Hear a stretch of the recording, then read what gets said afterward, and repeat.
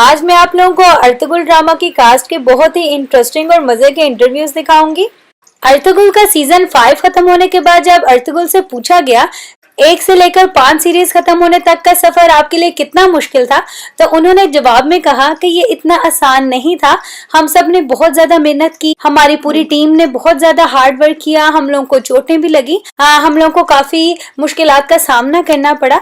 लेकिन उसके बावजूद जब लोग हमारे पास आकर हमारी तारीफ करते हैं या हमें अप्रिशिएट करते हैं, हमें आई लव यू कहते हैं, हमसे अपने प्यार का इजहार करते हैं, तो हमारी मेहनत का सिला उनके प्यार, उनके मोहब्बत, उनकी खलूस के जरिए हमें मिल जाता है। जब उनसे पूछा गया कि सोशल मीडिया पे आपको जो कमेंट्स आते हैं उनके बारे में आप क्या कहना चाहते हैं, तो उन्होंने कहा कि सोशल मीडिया पे मुझे जितने भी कमेंट्स आते हैं मैं वो सब रीड करता हूँ, क्योंकि पूरी दुनिया से मुझे कमेंट आ रहे हैं, पूरी दुनिया से लोग मुझे देखते हैं, मुझे पसंद करते हैं और मुझे आगे भी मजीद देखना चाहते हैं। मैं उन सब लोगों को रिप्लाई तो नहीं कर सकता, लेकिन मैं उनके कमेंट्स पढ़ना जरूर पसंद करता हूँ। फिर उनसे पूछा गया कि आपको सारे कमेंट्स की समझ आ जाती है, क्योंकि कमेंट्स जो है वो डिफरेंट लैंग्वेजेस में होते हैं, तो उन्होंने कहा कि मुझे सारे कमेंट्स की समझ तो नहीं आती, लेकिन मैं उनको ट्रांसलेट कर लेता हूँ। जब इनसे पूछा कि 5th सीजन के बाद क्या हम लोग नेक्स्ट सीजन एक्सपेक्ट कर सकते हैं, तो उन्होंने हंसते हुए जवाब दिया कि 5th सीजन लास्ट सीजन है, इसके बाद और कोई सीजन नहीं है। अर्तुगरुल की 1 से लेकर सिर्फ 5 तक सीरीज है, अब नेक्स्ट आगे इसकी कोई सीरीज नहीं आएगी। This is the last season.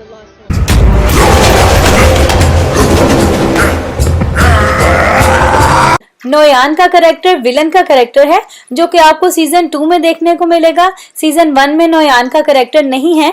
जब इनसे पूछा गया नोयान के कैरेक्टर के बारे में, तो इन्होंने बताया कि जब मुझे इंटरव्यू के लिए कॉल आई तो मैंने स्क्रिप्ट पढ़ा और मुझे वो बहुत अच्छा लगा और इंटरेस्टिंग लगा, तो मैंने कहा कि हाँ मैं ये रोल प्ले कर सकता हूँ।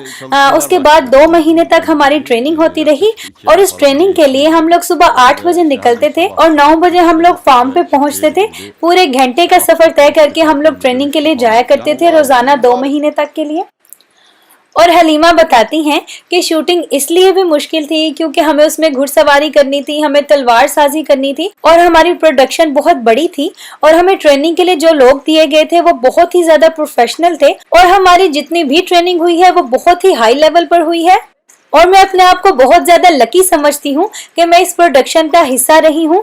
इसकी वजह से लोग मुझे बहुत ज्यादा पसंद कर रहे हैं, मुझसे बहुत ज्यादा प्यार कर रहे हैं और पूरी दुनिया में मेरे काम को बहुत ज्यादा अप्रिशिएट किया जा रहा है। लोग मुझे मेरे असली नाम से ज्यादा हलीमा के नाम से जानने लगे हैं और मेरी फैन फॉलोइंग भी बहुत ज्यादा तेजी से बढ़ रही है।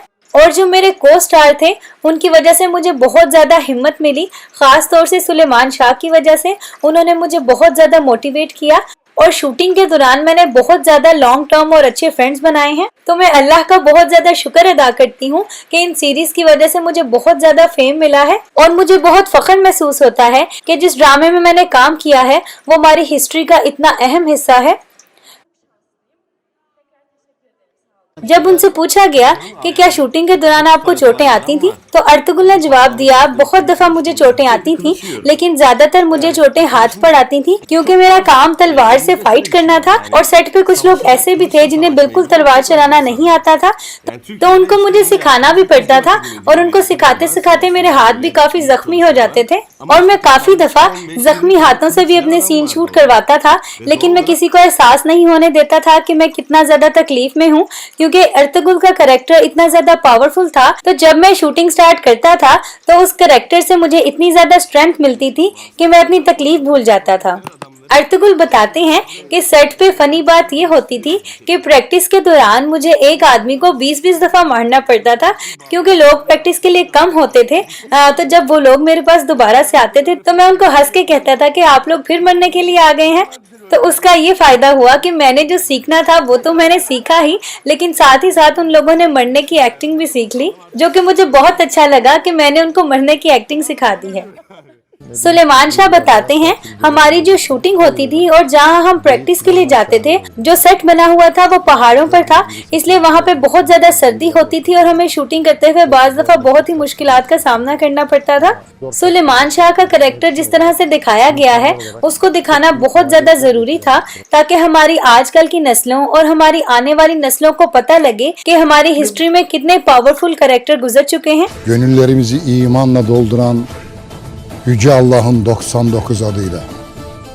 या बिस्मिल्लाह। हाइमा भी यहाँ पे बता रही हैं कि मेरा कैरेक्टर देखने में तो एक हाउसवाइफ का है, लेकिन जरूरत आने पर वो घुड़सवारी भी कर सकती है, वो तलवारें भी चला सकती है, वो अपने दफा के लिए लोगों के साथ लड़ भी सकती है। तो मैं समझती हूँ कि आजकल के दौर में भी औरतों को बिल्कुल इसी तरह से होना चाहिए कि जरूरत आने पर वो मुकाबला भी कर सके और अपनी फैमिली के लिए दूसरों के साथ मुकाबला कर सके और अपने सेल्फ डिफेंस और अपने दफा के लिए वो लोग फुली ट्रेंड हों। शूटिंग के उस माहौल में रहकर इन सब चीजों को सीखकर मुझे अपना आप बहुत ज्यादा पावरफुल महसूस होता है और मैं समझती हूँ कि आजकल की औरतों को भी ये सब चीजें आनी चाहिए। तो मैं समझती हूँ कि आजकल की औरतों को भी ये सब चीजें आनी चाहिए, ये बहुत ज्यादा जरूरी है। तो आई होप आप लोगों को मेरी वीडियो अच्छी लगी होगी।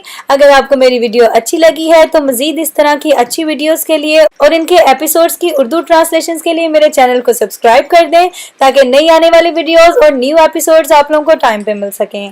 Thanks for watching.